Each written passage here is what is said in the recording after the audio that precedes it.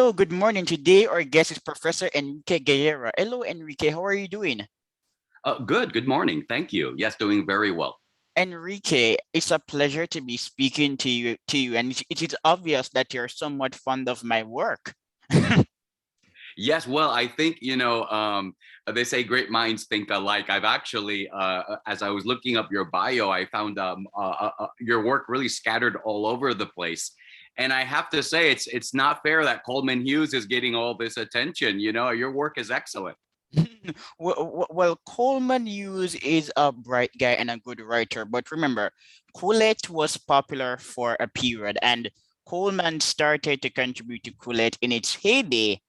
Refers his big piece was titled Black Culture and the Wealth Gap, an interesting piece. So after Coleman wrote that piece, he became famous.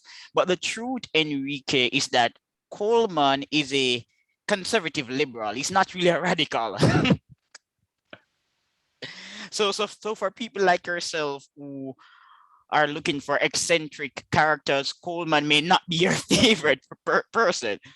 But Indeed. after reading several of his pieces, he's a good writer. He's fairly Yeah, astute, but he's not a Ludwig van Mises. He's not Coleman is not going to start a Milton Friedman night movement, and that's okay. Yeah, but I find American culture interesting, Enrique, because blacks are often promoted for agreeing with white conservatives, and it doesn't take much intelligence to agree with a white conservative. So indeed. there are many brilliant black scholars in America, and there's one who is deceased. His name is Abram Harris. Yes, Abram Harris was a specialist in neo-institutional economics. He was a black scholar, started out on the left, became progressively conservative, and he really understood Karl Marx. Like Abram has a piece analyzing the Marxian class perspectives, and it's just brilliant. But people don't really talk about Abraham Lincoln Harris because he was deeper than complaining about the plight of black people in America. And there are some interesting scholars in Africa, and also Virgil Store of George Mason University. But again, Virgil Store is an academic. He's not a populist intellectual. So in America, populist intellectualism pays for black academics. But I think by doing so, we're actually de-emphasizing the uniqueness and roles of black academics. If a black academic is only an interlocutor for a white conservative, then we're saying that he's not really an academic. Indeed. But Enrique, we're going to be talking about Adam Smith. But when you Great. met when yeah, I'm excited to talk about Adam Smith. But the truth, Enrique, is that when you refer to Coleman Hughes, we opened up a can of worms because this is Yeah. but seriously, Enrique, this is a big issue. Are Americans promoting black intellectuals just because they're conservative? That's a fascinating question. If I can, because I'll be way out of my field here, as they say. Yeah. I participated. I'm a college professor, and one of the things I love is teaching. And I want to share this story with you. I'm a member of a group of college professors who engage in a method referred to as reacting to the past, and it's usually used in history courses.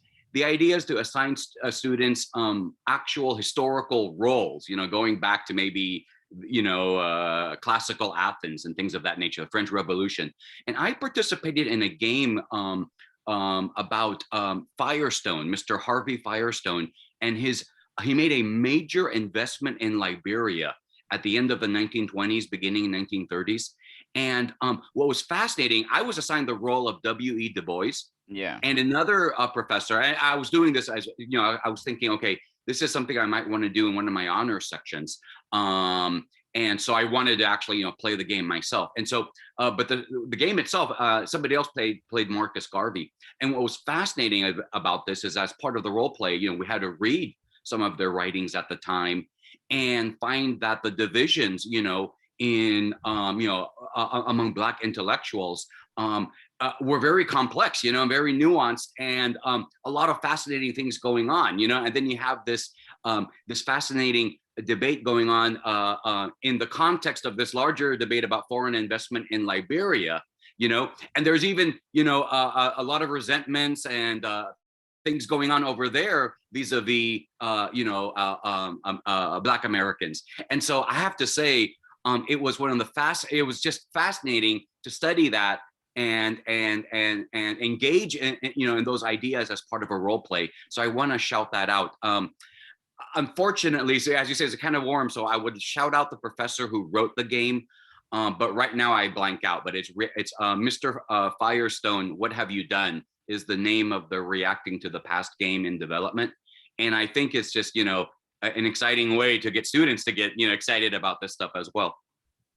Yes, but there's somebody called Joel Augustus Rogers. Joel Augustus Rogers was actually a leading mainstream journalist in the States. He wrote for prominent publications and was the first person to write a monumental book covering the achievements of Black people across several centuries. Before Joel Augustus Rogers, people wrote about the achievements of Black people, but Joel Augustus Rogers, his approach was more comprehensive. And Joel was also a bit critical of Marcus Garvey in the latter years. And Joel even had some contact with the early forerunners to the libertarian movement in America. He was a Jamaican, Joel Augustus Rogers. Oh, fascinating. I should say, if I can tie in before we really jump into Adam Smith, if I can tie in love and Jamaica, we have something in common in that, my wife, and I never mentioned this to you, but she is from Kingston, Jamaica. And so we visit, of course, with the pandemic, we haven't been able to visit, but in fact, my very last trip prior to the pandemic and the travel restrictions and things of that nature was to Jamaica over the, Christmas holiday, New Year season.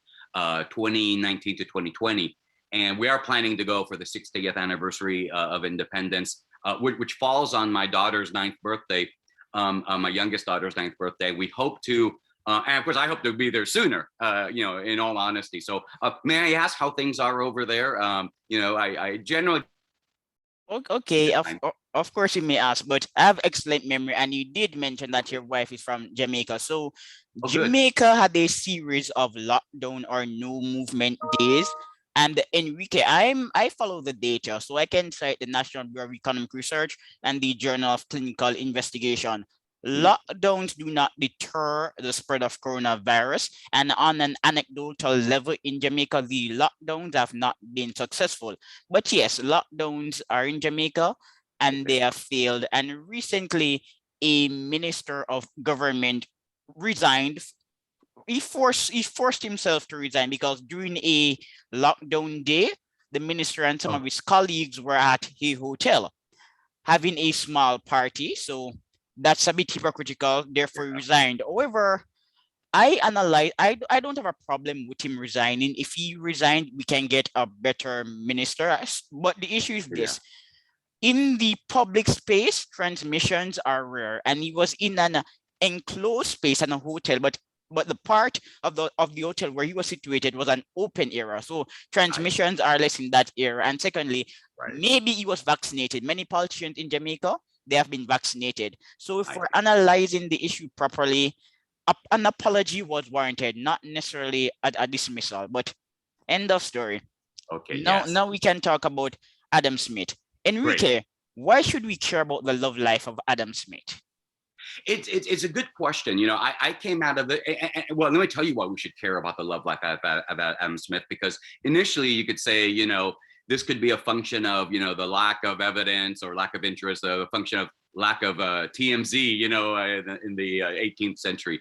But in fact, as I investigated Adam Smith's love life and I explained my curiosity, I found just a number of fascinating, exploring someone's love life can sometimes open up a lot of, fascinating intellectual avenues. I'll give you one example. Adam Smith, during his sojourn, an extended stay in the City of Light in Paris as part of a grand tour where he was a traveling tutor to a very, to a young and prominent aristocrat. And it was said he was very, in all of his biographies, he was very fond of the opera and the theater. And so he would go, Paris is one of the, important entertainment capitals, even back then. And so, but one of the things I did in researching, Adam Smith's love life or private life is that it turns out, now there's no evidence Adam Smith himself was involved in any, shady activities, at least in this corner of the world. But the Paris Opera, for example, was a center of the what's called the demi-monde, or these what today is often referred to as sort of high class escort services. Were the very prominent actresses of the stage in the opera and dancers and singers at the lower echelons were very sought after by powerful and wealthy Frenchmen, and so and by the way, there's a wonderful book. I think it's Erotic Exchanges. That has a lot of analysis about this. But I think sometimes exploring an arcane question can open up a lot of fruitful things. And so this is what ended up happening with the Adam Smith. I thought it was going to be a very brief paper. I thought I wouldn't find much, but sometimes uncovering a stone can lead to a lot of interesting little things on the ground. And so that's what happened to me. Yes, and I read your paper, all of it. It was a treat to consume, Enrique. But now I'm going to ask you about Dougal Stewart. Should we take his writing seriously? Well, the reason why I take him seriously is because, generally speaking, I especially in the day and age we live in, I'm very skeptical of establishment figures. And Dougal Stewart is probably the consummate establishment figure, a professor of moral philosophy at the University of Edinburgh, and co-founder of the Royal Society of in Scotland. And so he would be your establishment figure. But I give him credibility because of his personal associations. He personally knew Adam Smith, and I think precisely because he has such a sterling reputation. And who knows, if we were to investigate his, private life, who knows what we would find. I didn't do that. But there is an endnote in the third, that pops up for the first time in the third edition of his. He wrote what today we would call a biography of Adam Smith. For him, it was a short account of his life and writings. But in the third edition, which appeared for the first time in 1811, he added an endnote, which, as I did further research, and this is something I didn't know at the time as I was researching this, to us in the existing edition of Stewart's Life and Account of Adam Smith, it's known as Note K. But there were no footnotes when, endnotes, I should say, when Professor Stewart, first wrote his Life and Account of Adam Smith. He first added the footnotes in 1811, and that is our first piece of public published evidence that maybe Smith may have fallen in love.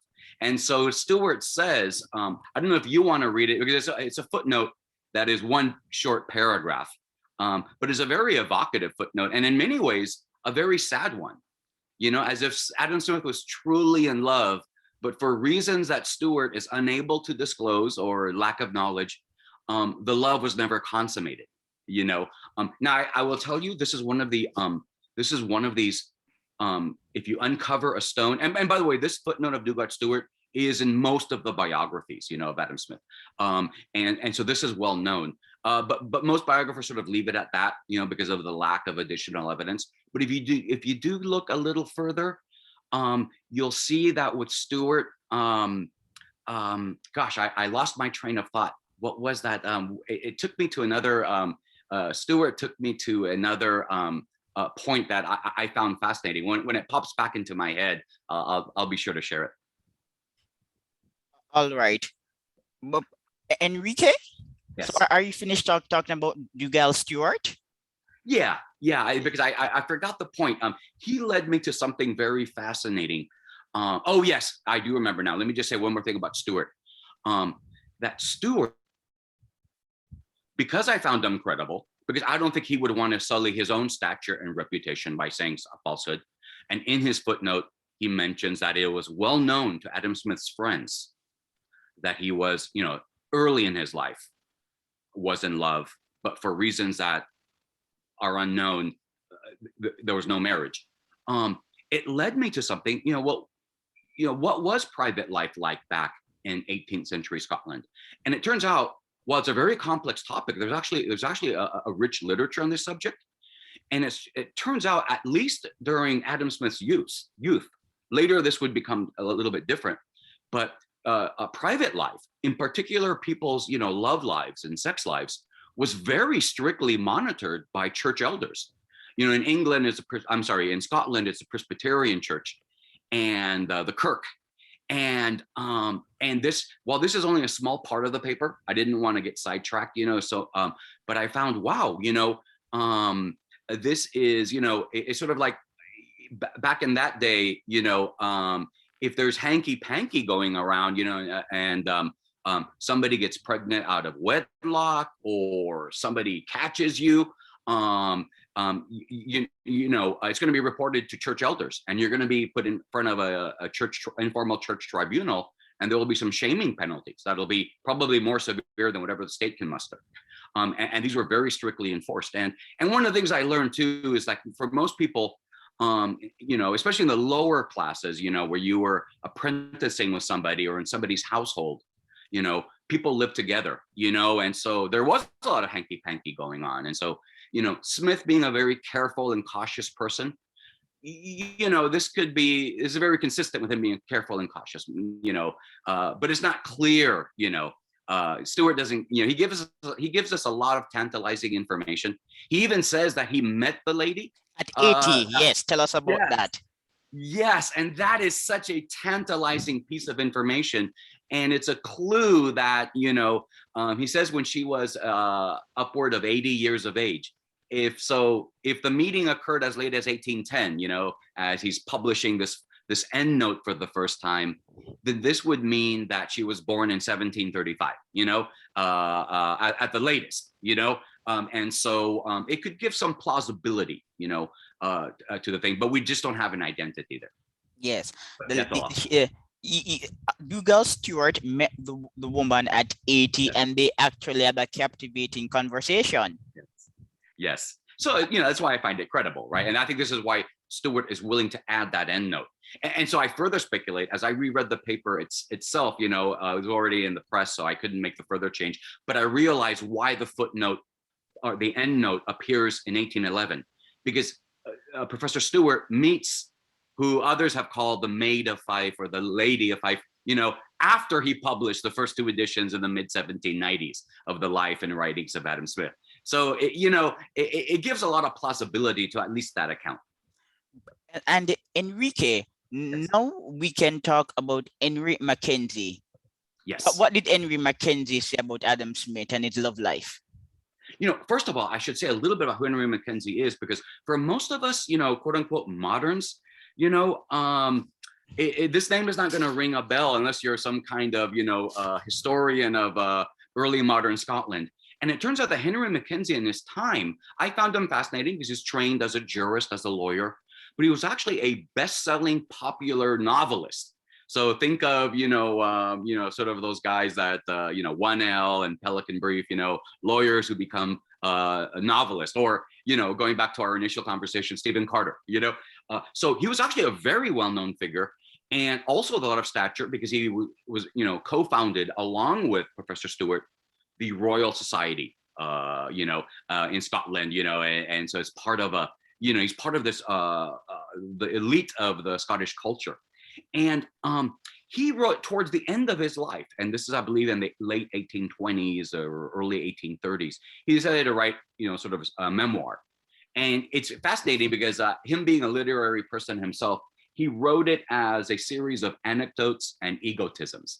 And what's fascinating is that these memoirs of Henry Mckenzie, who I said, when Smith was alive and thereafter, Mckenzie is probably even more famous than Smith in Scotland because of his literary prowess. His memoirs were never published until one William Thompson, I think in 1916, when he was at Oxford, was doing, was a PhD student, and did his research on Mckenzie, and then he said, oh, wow, I found this memoir, it was never published, and it was finally published in Oxford University Press in 1927. And what's fascinating about this particular piece of evidence, so this is now piece of evidence number 2, is that there's a page in just briefly titled Smith and Hume in Love. And he says about Adam Smith, and I quote, that Adam Smith was seriously, well, actually it's written in the present tense. Adam Smith is seriously in love with Miss Campbell of, and then there's a blank line. And then there's this fascinating parenthetical remark. The name is so numerous, that is to say the name Miss Campbell, that to use it cannot be thought personal. And that's true. Campbell, Douglas, Smith, these are, kind of frequent common names in Scotland. But then he goes on to say, he gives us a clue as to her identity. Mckenzie writes, a woman of as different dispositions and habits from him as possible. And so this leads me to a series of speculations and things like that. Again, there's no identifying marker except the Miss Campbell. But there are a number of possibilities there. But here's the point I'd like to emphasize in this short conversation we have. The fact that somebody, again, of Mckenzie's stature, were to write this, and then he goes on to provide a more detailed account of a love interest that Hume has, and he identifies the love interest by name. So again, giving a lot of credibility, I give a lot of credibility to Mckenzie. Now we have 2 pieces of evidence. Now if we're doing a Bayesian distribution, or a Bayesian model, now our probability, I think we're updating our priors in a higher direction. So I was really excited when I, re-encountered this anecdote in Mckenzie's work. All right, and we're going to talk more deeply about this mysterious woman of Fife. I do have a theory. Yes, we refer to her as Miss Campbell. She could be Lady Frances Scott. We don't know. But before we divert our energies to this arena, I'm going to talk briefly about the letter penned by Colbert and quote inferential evidence, referring to Madame Nicole. Yes. And yes, and you, Adam Smith, Glasgow philosopher, highbrow ladies hero and idol. What are you doing, my dear friend? How do you govern the Duchess of Anville and Madame de how do you pronounce her name? It's French. Madame de Beauflay. Yeah, I say Boufflé. Yeah, but I'm not the best friend. Yes, yeah. Madame Boufflé's. Where your heart is always in love with Madame Nicole, and with the attractions as apparent as hidden of this lady of Fife that you loved. Who is this Madame Nicole? And I have to say, let me hit pause just for 1 second before I say who this Madame Nicole is. I find this letter to be the most tantalizing of the various pieces of evidence. And now we're on piece number 3 of the evidence, because it is a primary source with Mckenzie, right? And now both Mckenzie and Professor Stewart were contemporaries of Smith, but they're writing sort of secondhand. It's well known to Smith's friends. Stewart writes, right? Although he met the love interest, he says, when she was 80. Mckenzie writing, about Miss Campbell, but not giving us sufficient detail to narrow who she is. But Abbé Colbert is actually himself as a fascinating figure. I believe one day a movie will be made about him, and I can't even begin. Abbé Colbert himself deserves his own hour Lipton Matthews show and many others, because he's a fascinating character on so many levels. For us, it will just suffice to say that when Adam Smith, as a traveling tutor, and he had in charge a promising young, aristocrat from Scotland. And when I say promising young, as someone who had just completed his studies in Eton and was about to inherit upon his age of majority, upon completing his grand tour of France and Europe, about to inherit the largest estate in Scotland. So there's one reason why, because I've always wondered, why does Smith want to go in Paris and interrupt his teaching career, right? But it kind of makes sense, right? He's being appointed to be a tutor to his probably the most prominent family, right? The son of the most prominent family in Scotland. And plus he would double his salary for life.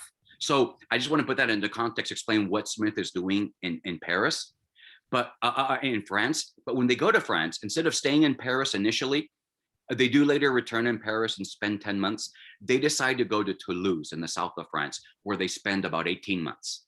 And that is where Smith and his party, the young Duke, Duke Henry, and later the Duke's younger brother, Scott Campbell, who will come and join them. That's where they meet Abbe Colbert. And why this is Enrique, yes, let me stop you just yes, for a few seconds. So I yes. don't expect a response, but years ago, as a high school student, I was fascinated by the dukedom of Buccleuch. Such an interesting family.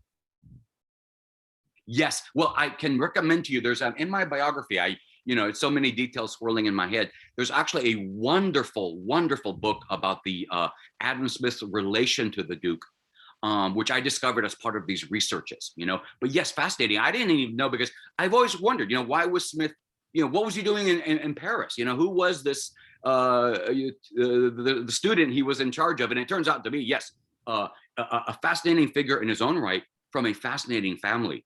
And the Dalkeith house, which we may talk about later, a very important part of Scottish history. But anyways, I wanted to say, when Smith and his students were in Toulouse, that's how they befriend Colbert, because he's actually a fellow Scot. For reasons that are very, very intriguing, he has to go to France, and he ends in Toulouse, and eventually he'll become an influential figure himself.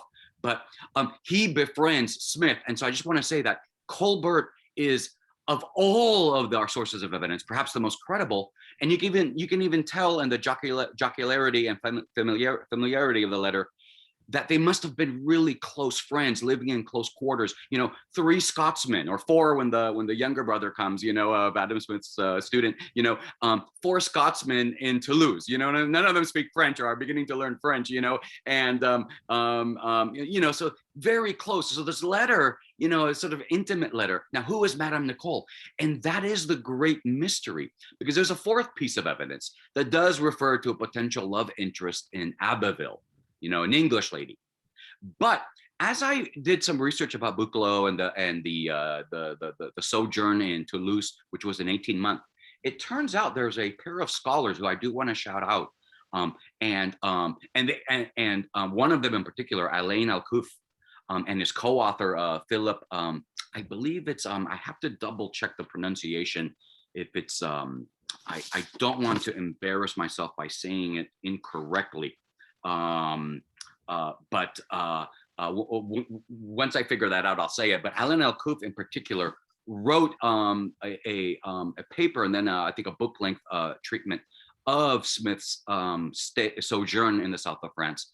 And they do refer to a capital Nicole, a James Nicole, who was a sort of a middle aristocratic figure. And so one possibility is that to answer your question, Madame Nicole could be 2 possible people. Perhaps the wife of this Nicole in Toulouse, which would make this a very, interesting story. Now Salacious. It's no longer, salacious. Now it's no longer Stuart saying of a love interest when Smith was young, but that was never consummated. Now we're talking about adultery. Now, granted, it's overseas, but it's, it's still, in a time and place. It's intriguing, even, or there's a 4th piece of evidence, a letter by James Curie. We could talk about that letter, referring to a love interest, an English lady in Abbeville. Smith made a visit in the northwest of France, and that also is a stone. When I uncovered that stone, I found some fascinating things. So long story short, we don't know who Madame Nicole is.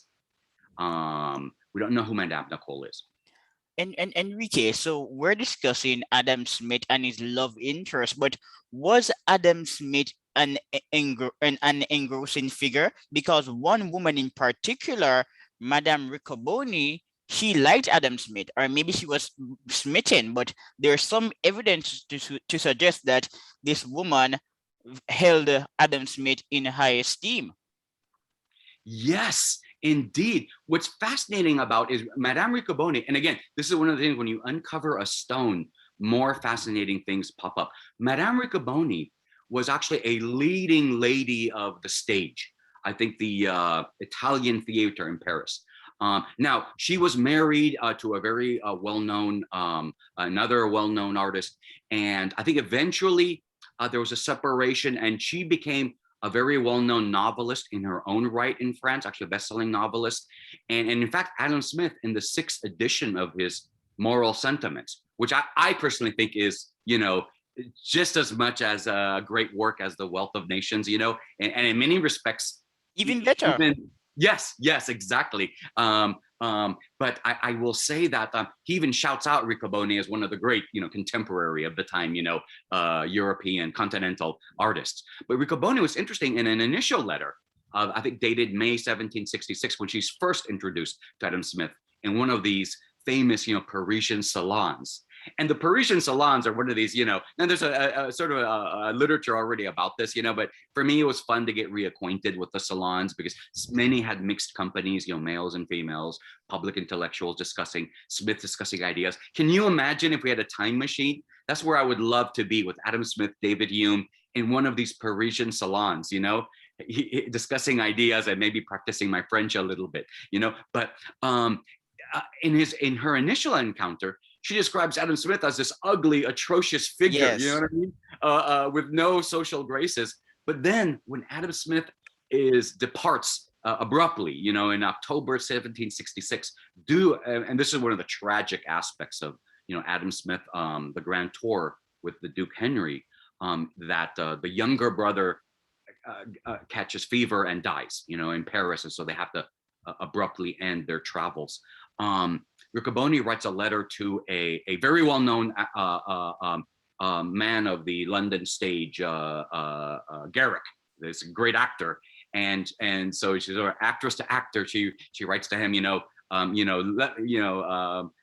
give me news of Adam Smith. He's supposed to go to London, but then she writes, that basically saying she fell in love with Adam Smith, and I imagine through the force of Smith's personality. Now, this piece of evidence, right, it's kind of have to handle it with care, because it's one thing to say that you love somebody, you know what I mean? And, or you have a crush on somebody, that itself may not be evidence of an actual, romantic relationship, but certainly it looks like that Adam Smith, or Madame Riccoboni may have taken Adam Smith to some of these great, productions of the Paris stage, and they became, at the very least, very good friends. You know what I mean? And it shows that Adam Smith, the personality sometimes is, just as important as other attributes. Maybe Adam Smith was a gregarious figure, but we don't know. Yes. So in the literature, Adam Smith is presented as being a critic of Eros. So I'm wondering, was Smith's personality amenable to lovemaking? That is a fascinating question, and I am researching, and now going back to the theory of moral sentiments and other writings. Let me just say, I'll hit pause before I address the question and say that as I revisit Smith's, his classic writing, canonical writings such as the theory of moral sentiments, and then some of his lesser known writings, except to scholars, the history of astronomy, for example, or the Bell lectures, there are so many references to love and jealousy and quarrels among lovers. It's so remarkable, So, and of course, some of these may be, of course, literary references, but it's also consistent someone who has himself experienced love and heartache, But to answer directly your question, and this is what I'm still researching, so all of this is tentative, but as I read Smith's critique of Eros, I read it as part, and this is one of the things, when you uncover a stone, more things more interesting things can pop up. I read his critique of Eros, especially in light of his, I would say, for Smith standards, because Smith was very, in his scholarly writings, was a very low-key kind of writer, but his vicious attack of Bernard de Mandeville, Fable of the Bees, which is so famous, and I'm a big fan of the Fable of the Bees, but and just to provide some context there, and you could probably do this better than I can, but as I read de Mandeville, he says, or the simplified version is that, vice isn't necessarily a bad thing, you know what I mean? because people's pursuit of vice, is what helps move the economy, kind of thing, to put it in our contemporary terms. But for Smith, who, really is primarily a moral philosopher, I think he devotes a very one of the chapters to one in the theory of moral sentiments to a real vicious critique of the Mandeville. I say vicious because looking at the words of Smith's critique is very strong. It's adjectives that you don't see in other parts of the theory of moral sentiments. And Smith's critique is that that Mandeville kind of confuses love and lust. You know what I mean? And like I said, I'm still working this out, and I'm reading a lot of different things about Smith. But as I understand Smith, he seems to be saying that there's nothing wrong with love per se. Mandeville, is he's saying that Mandeville is painting too simple of a picture. That lust is, and other vices are always good because of their economic effects. And Smith seems to be saying that no, they're good if done the proper way. Sometimes, if you're covetous of something, that can be a good thing if that motivates you to work hard and honestly procure the thing that you so much covet. Even with love, right? If you woo somebody else and then are committed and a faithful partner to that person, that's perfectly fine, But I find Smith's critique, actually, it made me look at Mandeville in a new light. But I say that's a future work that I'm doing now. And so, we get invited back. Maybe your reassessment of Adam Smith has fashioned a new outlook of Bernard Mandeville because of your perspective of ethics. Adam Smith was a moral philosopher. Immanuel Kant was a believer in duty-based ethics, what we call deontology. But based on my own assessments of Mandeville, he believed in the consequences of your actions. Mandeville was not a deontological ethics. Mandeville was not really concerned with the intention of the actor. He was more interested in the capacity of the action to promote human flourishing. So maybe Adam Smith is unfairly misconstruing the work of Bernard Mandeville. And that is quite possible. That's quite possible that the emotional response or reaction could be clouding the intellectual.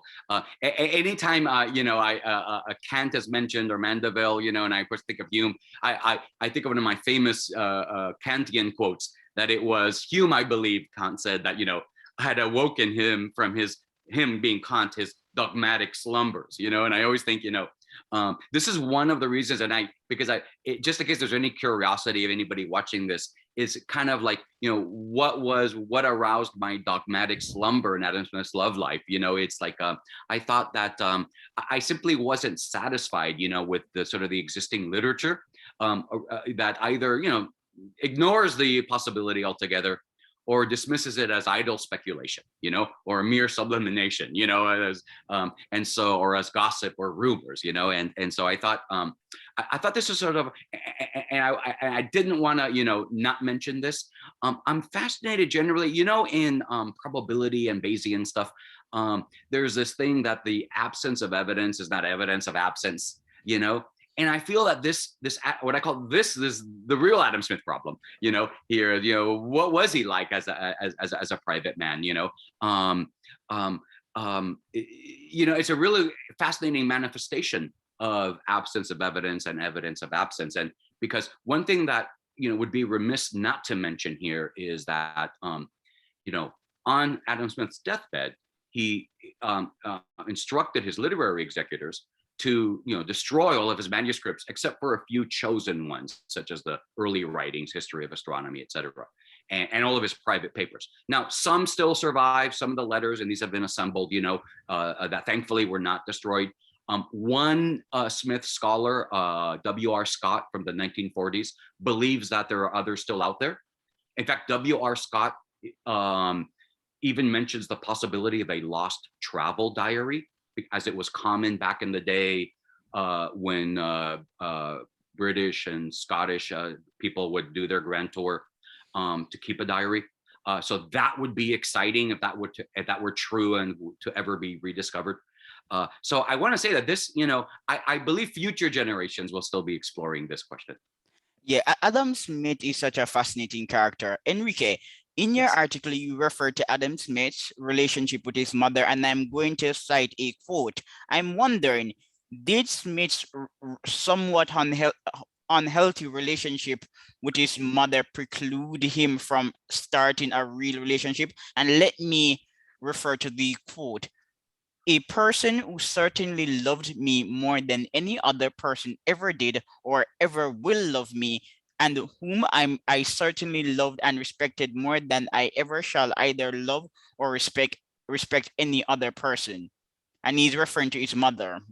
Yes. And by the way, that quote by Adam Smith in reference to his mother, I find that one of the most beautiful and tender quotes, in the Adam Smith. Poignant, yes. Yes. And let me just make 2 points to that, because one could certainly say, that, and I explore the possibility of the strong-willed mother, back in that day, though parental consent wasn't a legal or ecclesiastical norm, it was a cultural norm. But I want to make 2 points. One is personal. As an only son myself, and though I'm married and grown men, have my own children, I know what M. Smith now is talking about his mom, and my mom is watching this. That's exactly how I feel about her, because I know she made great sacrifices for me to go to school and make sure I go to college, and really, and nobody else was going to love me like my mom. And I think that's what Adam Smith is talking about, but we saw the thing, I got married, Adam Smith did not, And I want to make the second point, and this is specific to Adam Smith's biography that I find very fascinating. Adam Smith Sr., Adam Smith's father, died when Adam Smith Jr. was in the womb. And so when Adam Smith was born, his mother, Margaret Douglas, was a widow, and she never remarried. And, if you look at this maybe from a law and economics or Marxian or sociological perspective, however, whatever your, flavor of the month you prefer, intellectual fad you prefer, Adam Smith's mom controlled the purse strings, because she's a widow, so she controls the purse strings, and very considerable purse strings, because Adam Smith himself, the father, senior, was a very significant figure in Scottish, political circles. And so, and his mother, Adam Smith's mother, came from a family of landed gentry, so she was, also had, some wealth of her own, and so. And of course, Adam Smith doesn't become appointed professor, doesn't have his own independent income until 1751. So he's born in 1725. So there's some plausibility, you could say, that if culturally you have to get someone's, your parents' consent, in this case, your mother's consent, if you're that attached to your mother and, you're not going to do anything to displease her, financially, you're dependent on your mother until, you get that appointment at the University of Glasgow. So you could certainly make an argument that, and I explore that possibility, that maybe the mother, for whatever reason, she is the source of the veto or the objection to whatever that lady, that young love affair that Professor Stewart mentions, in his footnote. Yes, and now is the time for us to really dissect the personality of Miss Campbell. Who was Miss Campbell?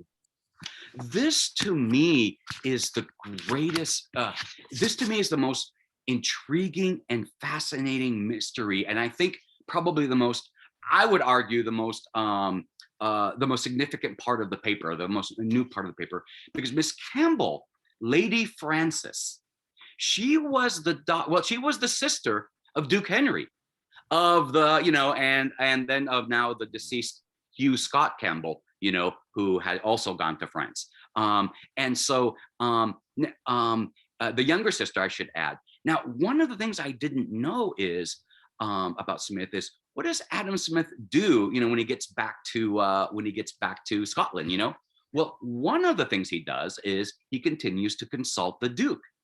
And one of the important things is the Duke is going to come of age. Remember, unfortunately, the younger brother dies in Paris in 1966. The grand tour is cut short, returned to London, England, and then eventually to Scotland. While Smith returns to Scotland sooner, the Duke and the young sister, they don't return until the late summer of 1767, the following year, because in September of 1767, is when Duke Henry is going to come of age and legally inherit this Boucle estate, and when he does return to Scotland with his younger sister in tow, he invites Adam Smith to stay at the Dalkeith house, or Dalkeith. It's really a palace, which would be the seat of the family home. And Smith stays there for 2 months. So that alone, right? Okay, there's, sort of, certainly could make a fictional, novel, of Adam Smith falling in love with a much younger, 17-year-old aristocratic, Because Certainly you said because that, Enrique, different- you said that Adam was 44. And Adam Smith would be, I believe, 41 or 44. Yeah, young Yes, 40. and she was like 44, 17. Yes, and she was 17. Now, I'm not saying that is a sufficient evidence. It gives some degree of plausibility. What floored it for me, what I find, completely, if this were to be written as a, if somebody were to buy the movie rights to my paper, is that in researching a little bit about Lady Frances, her cousin, Lady Louisa, wrote a very loving and intimate portrait and memoir of her cousin, Lady Frances, and which was, never meant to be published. Eventually, kind of like the Henry Mckenzie memoirs, eventually a scholar in the 1980s, I guess a student of Lady Louisa's writings, she was also, very accomplished, and by the way, so was Lady Frances, very accomplished. They did so many fascinating things in the arts and cultures, paintings, write all kinds of things. But Lady Louisa writes this, and the idea is this is really for her cousin's children, her cousin's Lady Frances' children, so that when the mom dies, the children will have something to remember by. And for those of you who maybe have read Darwin's autobiography, that's kind of the same thing, that Darwin wrote this autobiography really mainly for his children, but of course he was such an important figure, it's published and we read it as well. But so I read Lady Louisa's memoir of Lady Frances, and I have to say, this is simply I don't even know where to begin, but I'll just make a couple of things that I found startling, and that definitely merit further investigation. One of the things Lady Louisa constantly alludes to is Lady Frances's stepfather.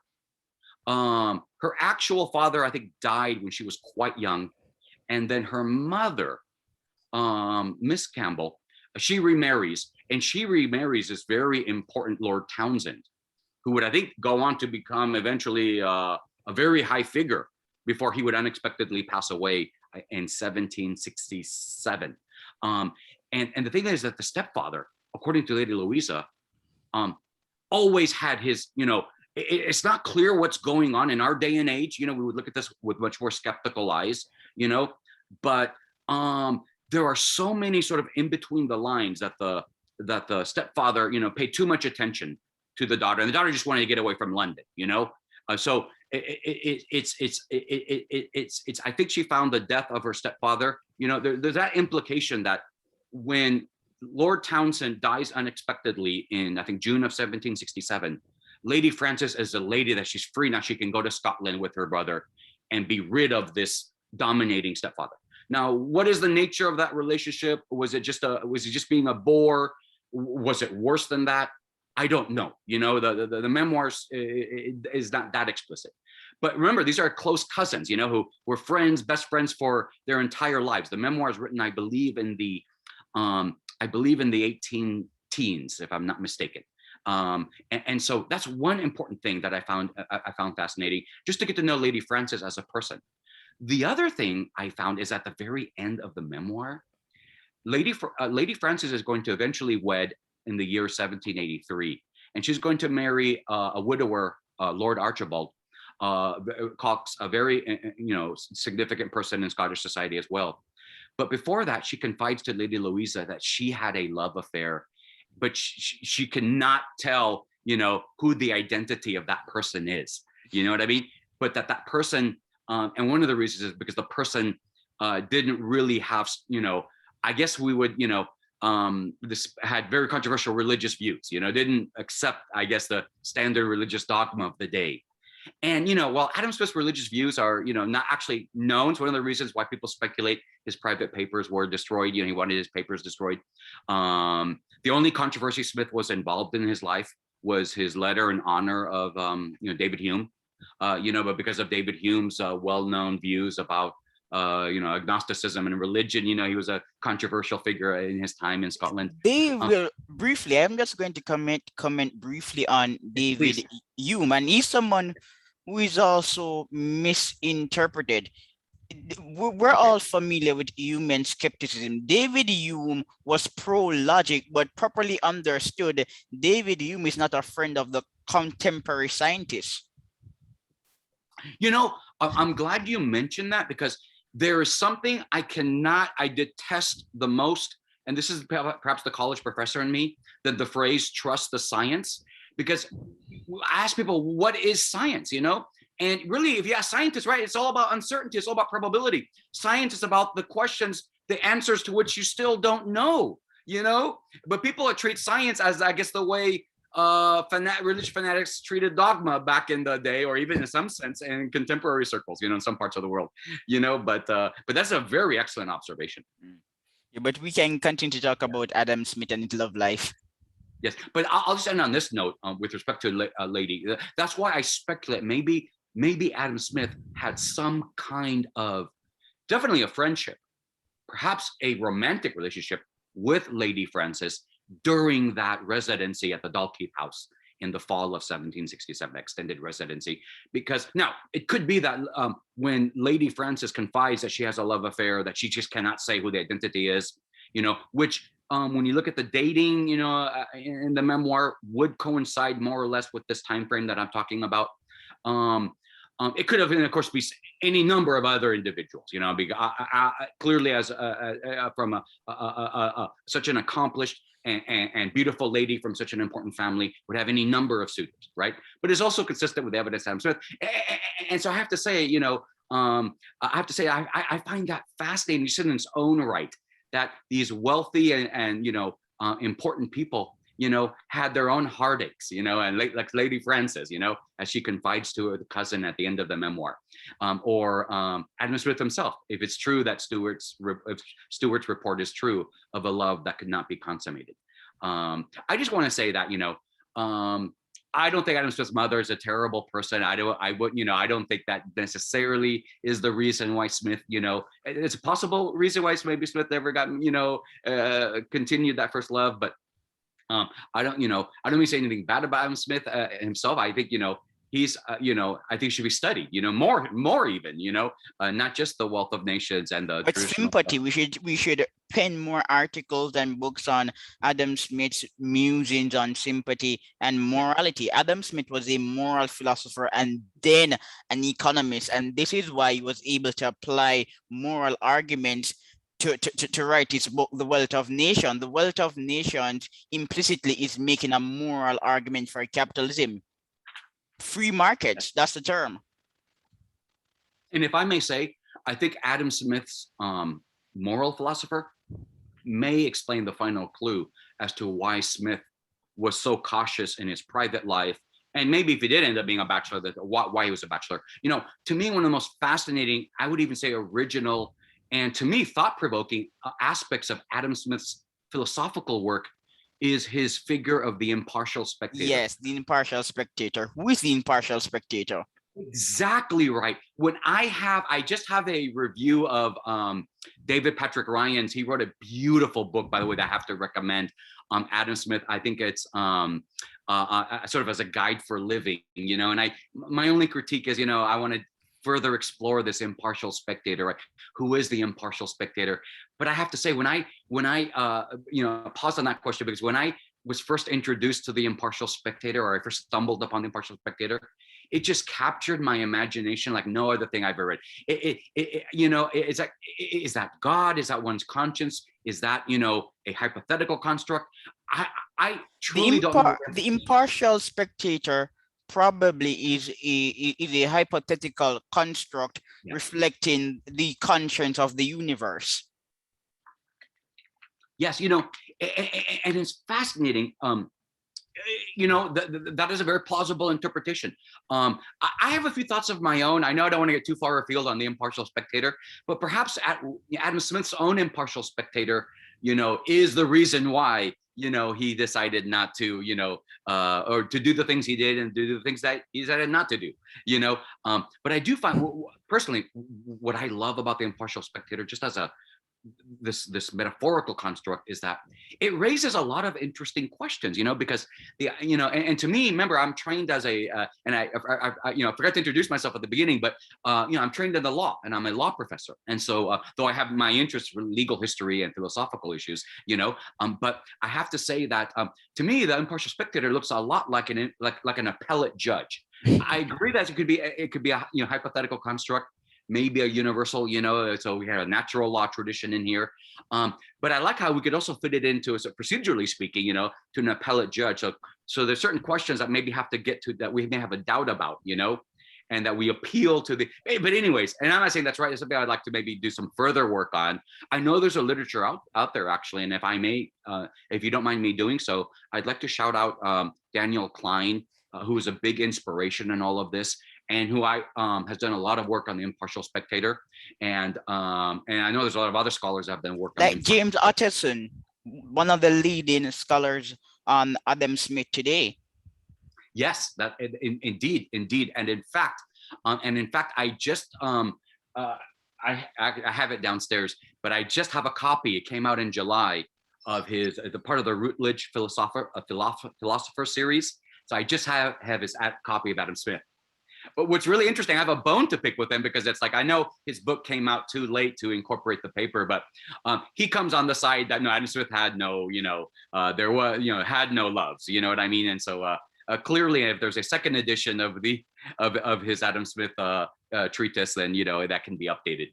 Yeah, and there is also a risible assertion that Smith was sleeping with his cousin, Miss Douglas. Yeah, Janet Douglas. Yeah, the reason why this comes up from time to time is because Miss Douglas, the cousin, Jane Douglas, the cousin, lived in the Adam Smith household, I believe, from when her first husband died, from the mid 1950s up until her death in 1788, I believe it was. And so that's a very long time to live in the same household. I unfortunately, not fortunately or unfortunately, but I think that's really the only evidence out there. Yeah, the fact that there was close proximity, that they're in the same household, but there's no other evidence. Now, when Miss Douglas died, she died unmarried, and Adam Smith left her, which I would consider a quite paltry inheritance, I think. Or I'm sorry, when Adam Smith died.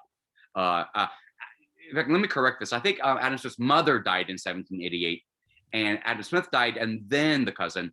Adam Smith left her a quite, small inheritance by Adam Smith standards, as he was such a wealthy man. And so I'm wondering if it could be, all his letters were burnt. We can't rule out the possibility.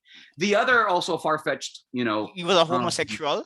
Yes. Yeah, the bromance, if you will, between, or the deeper friendship maybe between David Hume and Adam Smith. There are some rather flowery letters, but I kind of think, I have, it's like they were definitely close friends. But again, and this gets very complicated actually, because I even cite, I believe, a Reddit thread, if I'm not mistaken, in my paper, that a historian kind of discusses this allegation of, how do people kind of view homosexuality and other things like of that nature in early 18th century or in other historical periods.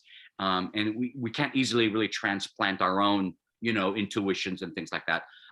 But again, I don't find, you can see, yes, certainly it's a possibility out there, but I signed the Jane Douglas theory and the David Hume, romantic theories, very low probabilities, low probabilities. Yes. And I found nothing. Yeah, I found nothing to update my prior. Yeah, and Enrique, you also did. Adam Smith is a very interesting character, so we could talk about him forever. But you also did a paper on betting, and we're going to talk about it literally for a few minutes or seconds because we're wrapping up. Right. Now, Enrique, my own position is quite simple. A conspiracy theory is unsupported by the evidence. Their views we assume to be conspiracies, but they're supported by data. Therefore, I do agree with you. There ought to be a free market for conspiracy theories, and then it will be proved. Then it will be shown that some conspiracy theories are not really conspiracies. Exactly. And I'm glad you mentioned we just have a few minutes, because it just happened that this is part of a larger project, but I also wrote a micro paper that just came out earlier this week in the Journal of Brief Ideas. It's called Betting on Conspiracies with a question mark. So if anybody wants to sort of get the micro version, and the micro version, what motivated me to write about conspiracy theories, and I will say part of it is I visited earlier in the year the John F. Kennedy Museum, and I picked up a copy of this book by the granddaughter of Abraham Zapruder, the famous Zapruder film. And I've always, as a kid, I've always been fascinated by the JFK, assassination and the conspiracy theories. When my 9th grade civics teacher, shared us the magic bullet theory, and I was shocked. I was like, our government could possibly have lied to us, but what really motivated this paper was and this project, and it's is that there's more and more scholars, a growing call for regulating the internet, censoring the internet, tweaking algorithms, and I just, as a classical liberal, I just find that I'm so distrustful of those. I'm a Kosian. I find those solutions, probably will make things They're worse. inefficient. So Yes. remember, we have like a few seconds left, so we're going to be quick. They're inefficient because political correctness is expensive to maintain. I use the term institutional protectionism. So when the New York Times decides against reviewing an article or publishing a particular writer, that is institutional protectionism. Right. Exactly right. And not to mention the nirvana fallacy to assume that a regulatory thing is going to affect everything. So why not just, look, people have always been talking about conspiracy theories. It turns out, as I researched this, going back to the founding era, the internet really has played no, they spread easier, but people have always believed in conspiracies. Why not let people bet on them? And so, instead of censoring people, and so what I'm working on now is figuring out the mechanics. Because what's interesting of this proposal is that it would be a retrodiction market, or what I call reverse forecasting. So, I'm a big fan of Philip Tetlock, obviously a Hayekian at heart, so how can I take these ideas and make this idea work, and so, but thank you for shouting out and reading my work. Yeah, good. It's an interesting paper. And before we go, Enrique, I must say this. Climate catastrophism, that is the conspiracy. Yeah. Yes, that is the conspiracy. So if we're being realistic, mainstream doctrines are conspiracy theories. That's the truth. But it was a pleasure to speak to you, Enrique, and bye. And have a nice day. All right, then. Thank you. Thank you. Have a great day. And I hope to see you in Jamaica one day. Or if you're in Florida, Central Florida, please, we get back in touch. All right.